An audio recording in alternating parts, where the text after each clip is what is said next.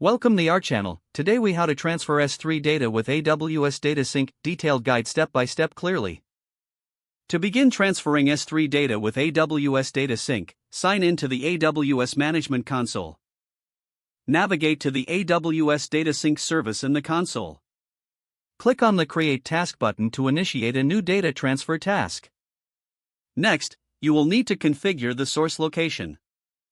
Select Amazon S3 as your source location type. Choose the specific S3 bucket from which you want to transfer data. Configure any optional parameters such as including or excluding specific objects. Now, proceed to define the destination location. Again, select Amazon S3 for your destination location type. Choose the S3 bucket where you want to transfer the data. Set the appropriate permissions and access controls for the destination bucket.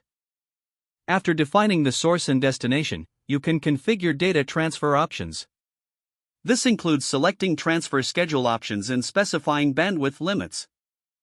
Review the settings you've configured for the task. Once you confirm everything is accurate, click on the Create Task button to finalize your setup.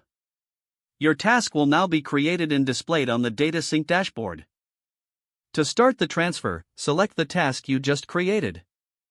Click the Start button to begin the data transfer process. Monitor the status of your transfer in the DataSync console. After the transfer is complete, review the details to ensure all data has been moved successfully. You can check the logs for any errors or warnings during the transfer process. Finally, once you verify everything is in order, you can decide to delete or retain the original data. If the page does not load, refresh the browser or try again in a private or incognito window. Make sure you are using the correct email address, then retype it carefully to avoid small typos.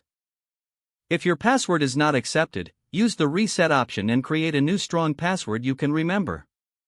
Check your spam folder for verification or security emails, then complete any requested confirmation steps.